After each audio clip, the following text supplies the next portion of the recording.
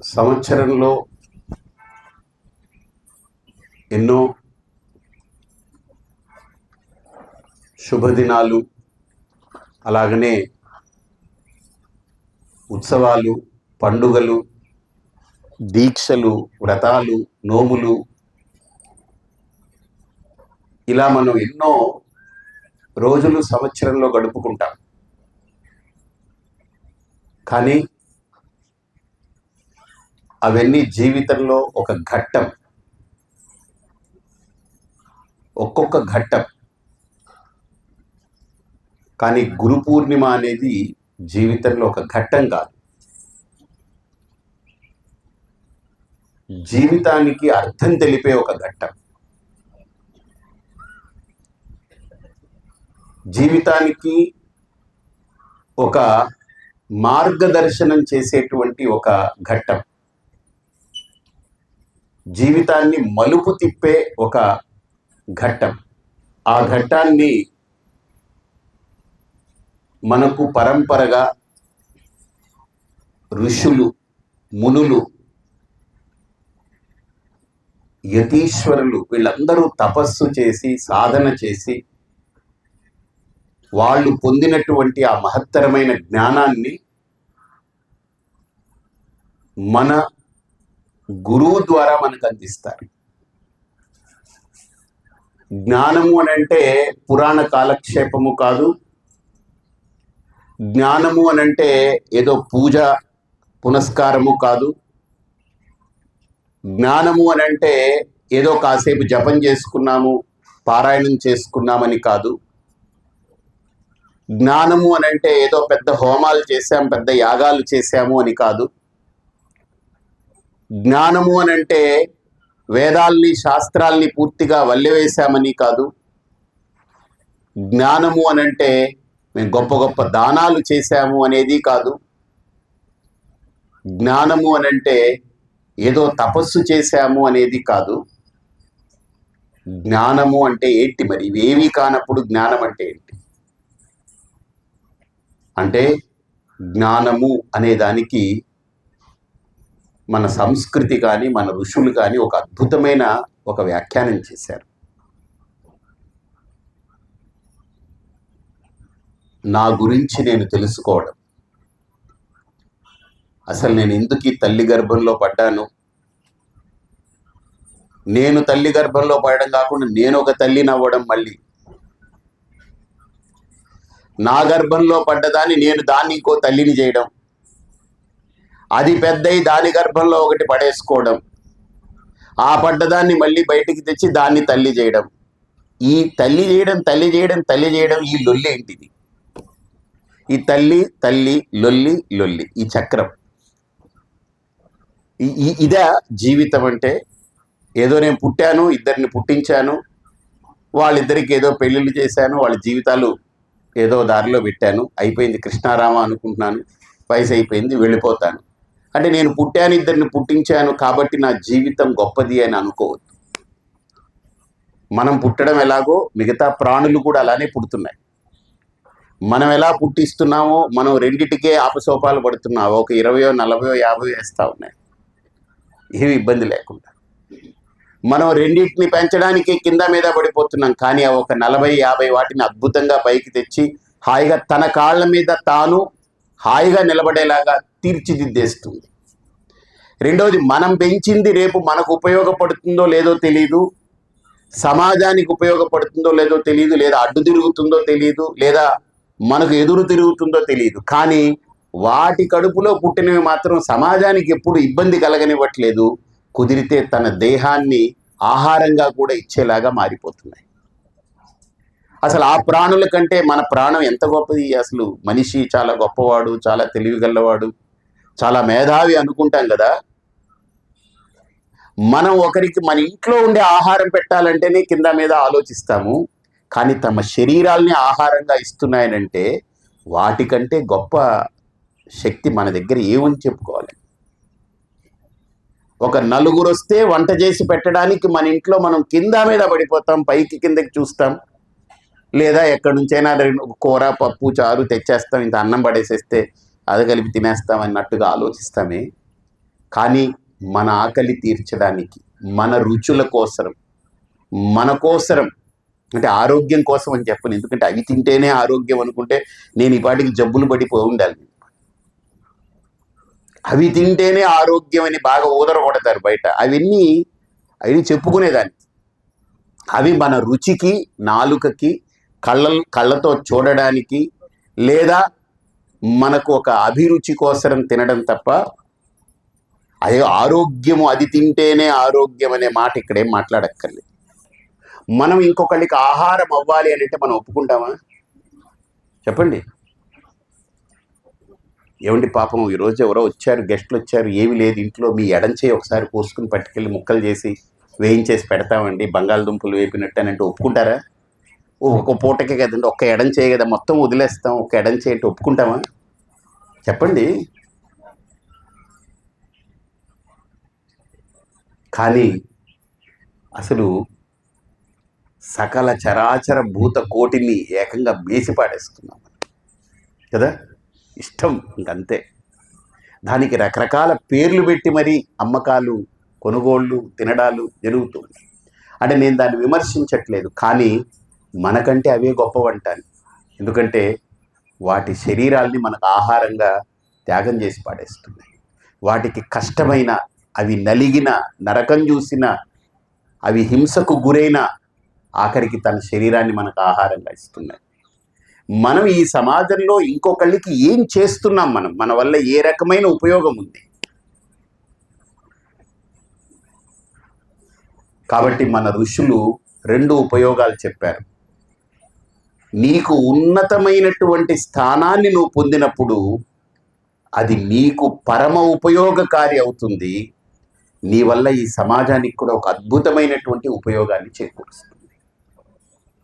కాబట్టి గురువు అనేటువంటిది ఒక వ్యక్తిగా నేను ఎప్పుడు అంగీకరించు. వ్యక్తి ఈరోజు ఉండొచ్చు, పోవచ్చు, కానీ గురువు అనేది ఒక తత్వం.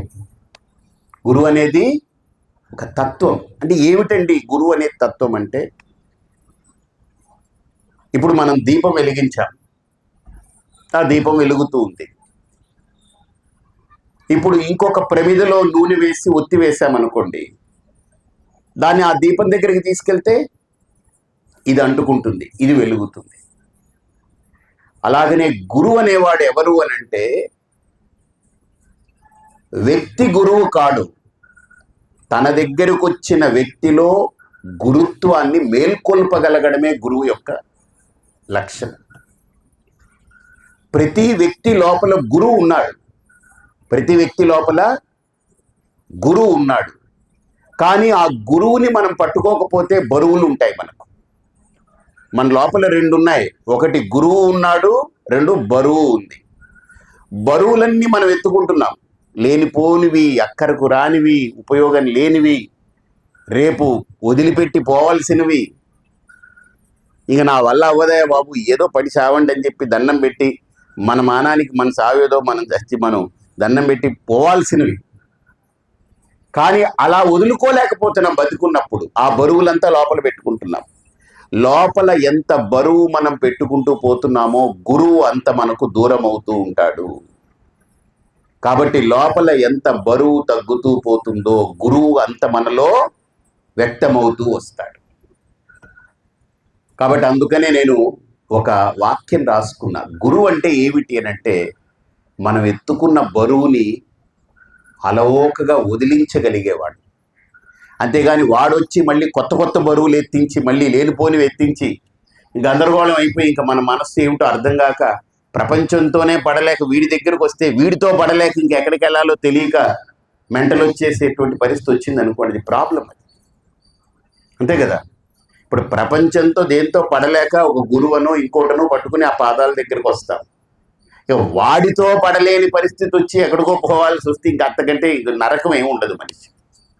కాబట్టి గురువు అంటే అర్థం ఏంటంటే మనము తెలుసో తెలియకో ఎత్తుకున్న బరువులని హాయిగా దింపించగలిగేవాడు. హాయిగా ఇదిగో నాయన ఇలా దించుకో అని మనకు మార్గం చూపించి ఆ బరువుల్ని వదిలించేవాడు గురువు. అందుకనే ఈశ్వరో గురురాత్మేతి మూర్తి భేద విభాగిని వ్యోమవద్ వ్యాప్త దేహాయ దక్షిణామూర్తయే నమః. గురువు అనేటువంటి వాడు మొట్టమొదట ఏం చేస్తాడు అని అంటే సాధకుడిగా ఒక వ్యక్తిని మలుస్తాడు. సాధకుడు అని అంటే ఒక మంత్రాన్ని ఇచ్చి ఒక సాధన చేయిస్తాడు. ఎందుకు అని అంటే బాగా గమనించండి, మంత్రము అనేటువంటి సాధన వల్ల మనస్సు నిర్మలమవుతుంది, మనస్సు ముందు కుదుట పడుతుంది. ముందు మనస్సు అలజడి, ఉత్కంఠత, ఒక రకమైన ఉద్వేగంతో ఊగిపోయే మనస్సుకి మంత్రము, గురువు ద్వారా పొందిన మంత్రము మన మనస్సుని ముందు కుదుటపరుస్తుంది.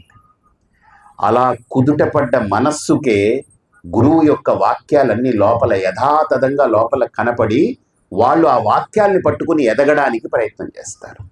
లేకపోతే మనస్సు కుదురు లేకుండా ఇక్కడ కూర్చున్నారనుకో, నేను ఏం చెప్పినా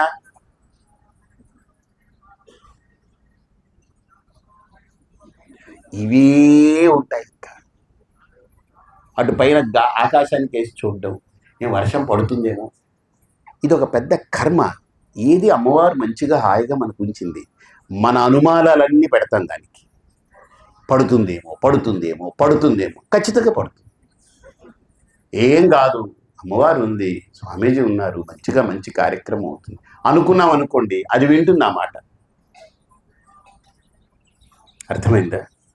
కాబట్టి మన మనస్సు కుదుట పడడానికి మంత్రం అనేది ఒక సాధన. మంత్రం జపం కాదు, ఊరికినే మాల తీసుకుని అలా పూసలు తిప్పేస్తే జపం అనుకుంటారు, అది కాదు. అందుకనే నేను ఎప్పుడు ఏమంటానంటే, పూసలతో చేసే మంత్రము వల్ల మాల అరుగుతుంది. పూసలతో చేసే మంత్రం వల్ల మాల అరిగిపోతుంది. పూసతో చేసే మంత్రం మాలని అరగదీస్తుంది. ధ్యాసతో చేసే మంత్రం మనస్సుని కరగదీస్తుంది. అర్థమైందా? మీరు పూసతో చేసి మాలని అరగొట్టడం మీకు టార్గెటా? ఆ మాలని బాగా తిప్పి తిప్పి తిప్పి తిప్పి తిప్పి తిప్పి బాగా మీ చేతితోటి అరిగిపోయింది, అబ్బా మాల ఎంత బాగా అరిగిపోయిందో అనుకుంటామా? అదే మన లక్ష్యం? మాల అరిగిపోవడం కాదు మన లక్ష్యం, మన మనస్సు కరిగిపోవడం లక్ష్యం.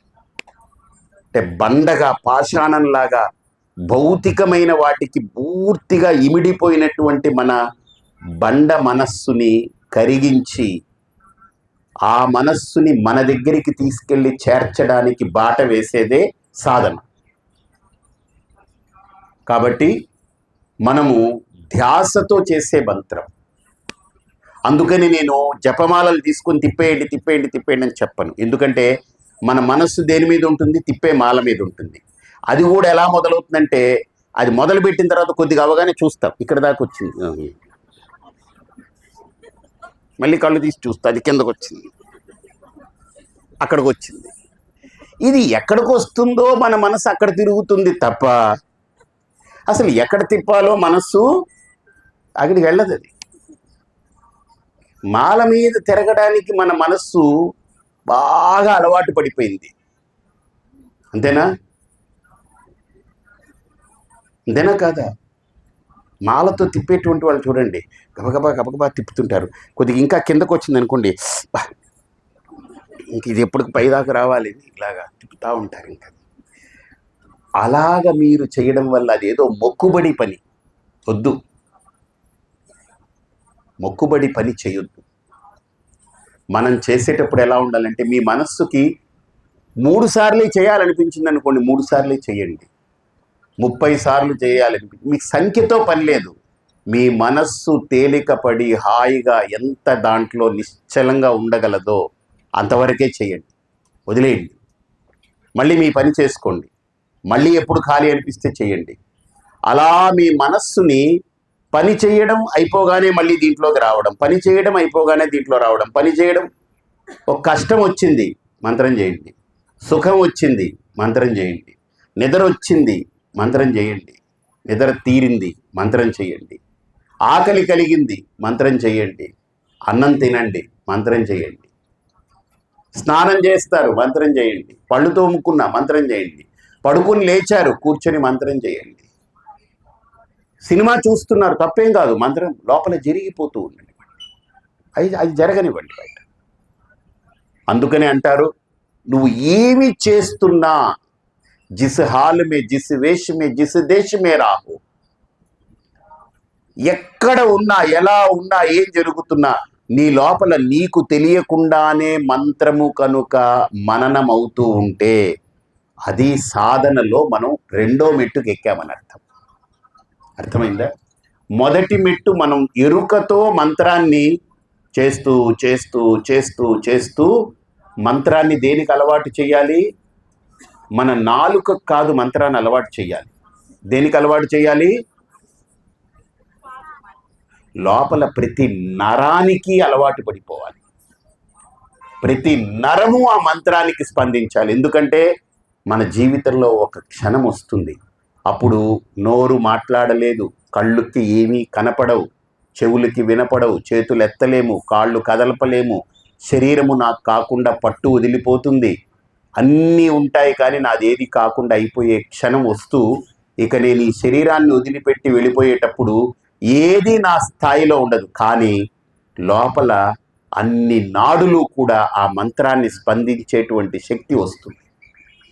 అలాంటి స్థితి ఎవరికి కలుగుతుందో వాడు నిజమైన సాధన చేసినవాడు. ఇప్పుడు మనందరం చేస్తాం, ఇప్పుడు కూర్చుంటాం, చేస్తాం, కానీ ఆ ఘట్టం, ఆ సమయంలో మన ప్రమేయం లేకుండానే ఆ మంత్రం అలా జరుగుతూ ఉంటే, ఆ నాడులన్నీ స్పందిస్తూ ఉంటే అది కదా గొప్పతనం, అది సాధన. కాబట్టి ఆ సాధన చేసిన రోజునే, అలాంటి సాధన మనం చేస్తేనే మన జీవితంలో మన మనస్సుని కుదుటపరచగలము. కుదుటపడ్డ మనస్సే, కూర్చున్న మనస్సే, గుర్తుపెట్టుకోండి, పరిగెట్టే మనస్సుతో మనం నిలకడగా ఉండలేము, మనల్ని ఈడ్చుకుపోతూ ఉంటుంది. కూర్చున్న మనస్సుతోటే మనం ఏదైనా చేయించవచ్చు. కాబట్టి ఆ మనస్సుని మనం కుదుటపరచాలి అంటే ముందు ఈ మంత్రం అనే సాధన చాలా ప్రధానం. గురువు మొట్టమొదట మనకిచ్చేది మంత్ర సాధన. అర్థమైంది? చాలామంది జపం అంటారు, మంత్ర జపం అంటారు. మంత్ర జపం మంచిదే, తప్పేం కాదు.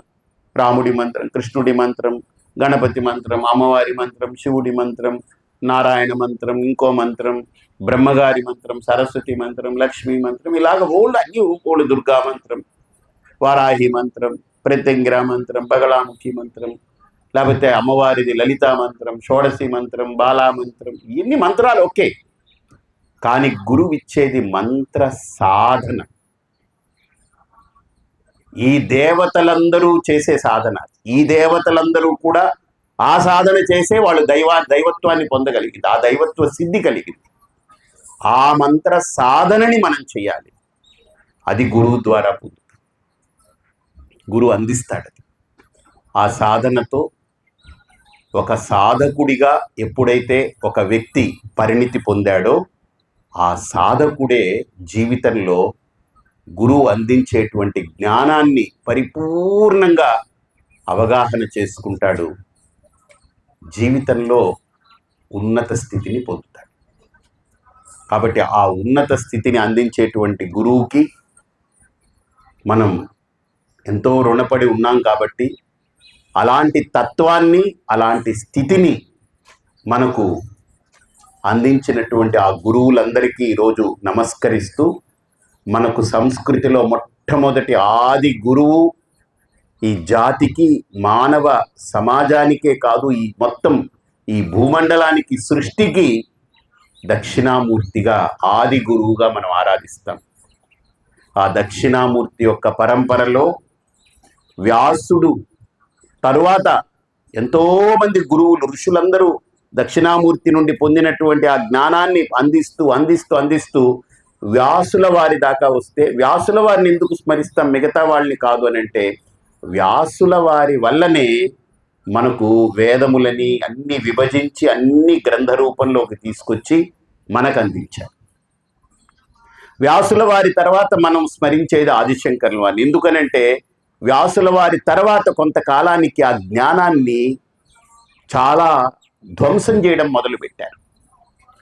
ఆ ధ్వంసం చేస్తున్న సమయంలోనే ఈ సంస్కృతిని మళ్ళీ తిరిగి నిలపడానికి ఆదిశంకరుల యొక్క రూపంలో ధర్మాన్ని, ఈ జాతిని రక్షించేటువంటి మరో రూపం ఆదిశంకరులుగా మనకు అవతరించి, అలాంటి ఆ పరంపరలో వచ్చినటువంటి మా గురువు గారు దయానంద సరస్వతి స్వామి వారి యొక్క సన్నిధిలో నేనుండి వారి ద్వారా ఏదైతే పొందాలో, ఏది వారు అందిస్తే నాకు యోగ్యమైనదో దాన్ని అందుకునే ప్రయత్నం చేస్తూ వారి ద్వారా ఈ మార్గంలో నడుస్తూ నాకు తెలిసింది, నాకు చేతనైంది, నేనేదైతే అనుభూతి పొందుతున్నా, నాకు సంబంధం లేనిది, నాకు అనుభవంలో లేనిది ఏదో పుస్తకంలో ఉందని గొప్ప విషయమైనా నాకు అనుభవం లేకపోతే నాకు చెప్పాలని ఇష్టం ఉండదు.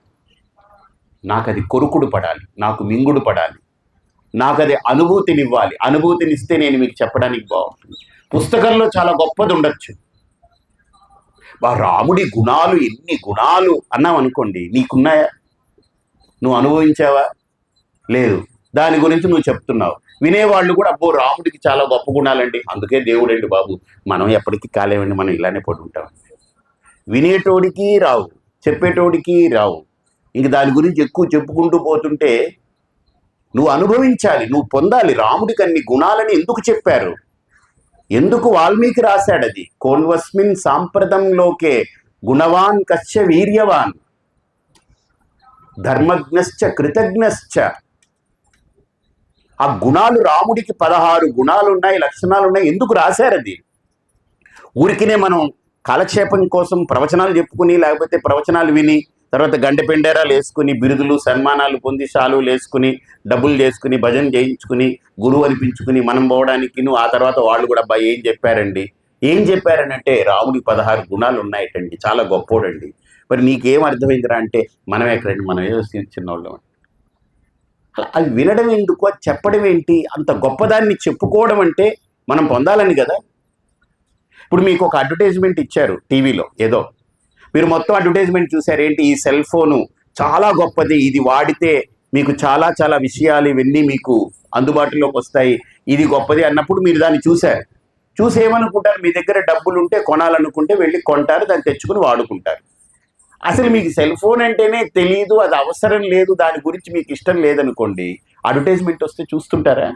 మీరు ఏం చేస్తారు? వెంటనే చేతితోటి ఒక నొక్కు నొక్కుతారు. ఏమవుతుంది? అది అటుపోతుంది.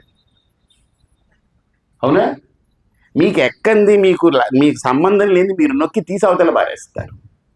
అలానే ఈ ప్రవచనాలు కూడా ఎలాంటివనంటే కాలక్షేపానికి వెళ్ళి వింటాము, కానీ దాన్ని అక్కడే నొక్కి పాడేసి దాన్ని స్కిప్ చేసేసి వచ్చేస్తాం. కాబట్టి మనం నాకున్న పరిధిలో నా గురువు నాకు బోధించినటువంటి అంశాలని, నేను స్వయంగా కొన్ని అధ్యయనం చేసి తెలుసుకున్నటువంటి అంశాలని నేను అనుభూతి పొందితే కానీ, దాన్ని ఆస్వాదిస్తే కానీ, దాని గురించి నేను ఆ పరిమళాలను నేను ఆఘ్రానిస్తే కానీ నాకు చెప్పబుద్ధి అవ్వదు, అది బయటికి రాదు.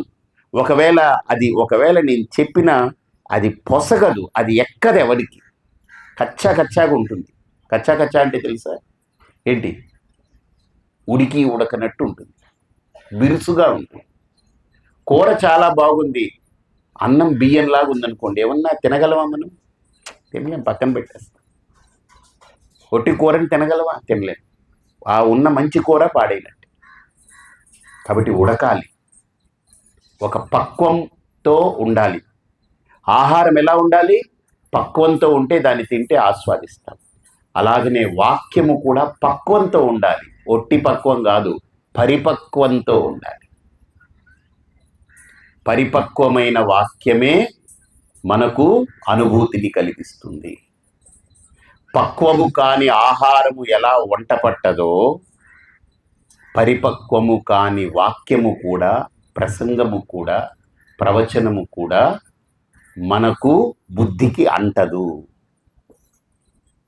కాబట్టి అలాంటి మనకు అర్థమయ్యే స్థాయిలో మనకు అర్థం చేయించడానికి ఎంతో పెద్ద విషయాన్ని అతి సులభంగా మీకు చెప్పగలిగే అవకాశం నాకు కలిగింది అంటే అది నాది కాదు, అది నేను నిరంతరం అనుకుంటా. ఆ అమ్మ యొక్క అనుగ్రహం, గురువు అనుగ్రహము, ఆ గురువులందరి అందరి ఆశీస్సులు ఉంటే కానీ అలా ఒక ఒక బలమైన విషయాన్ని, లోతైన విషయాన్ని అతి సులభంగా చెప్పగలిగే అవకాశం రాదు.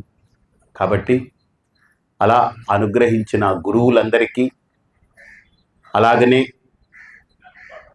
నాకు నిరంతరం వెన్నంటుండి అటు ప్రకృతి రూపంలో కావచ్చు, అటు సాధన రూపంలో కావచ్చు, అన్ని రకాలుగా నన్ను కాపాడుకుంటూ ఉంటున్నటువంటి అమ్మవారికి నమస్కరిస్తూ ఈ గురు పూర్ణిమ సందర్భంగా మీ అందరికీ గురువు యొక్క కటాక్షము, అంటే మీలో ఉన్నటువంటి ఆ గురువు మేల్కోవాలని, మీకున్న బరువులు పక్కకు పోవాలని, అనవసరమైన బరువులు, ఎత్తుకున్న బరువులన్నీ పక్కకు పెట్టి లోపలున్న గురువు వ్యక్తం కావాలని మనసా వాచా కర్మణ ఆ పరమాత్ముని కోరుకుంటూ, అమ్మని కోరుకుంటూ, ప్రార్థిస్తూ సెలవు తీసుకుంటున్నాను.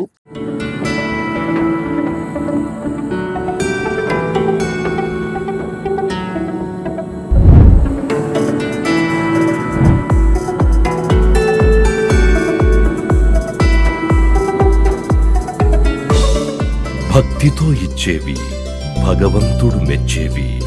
గౌ దర్బార్ పూజా ఉత్పత్తులు.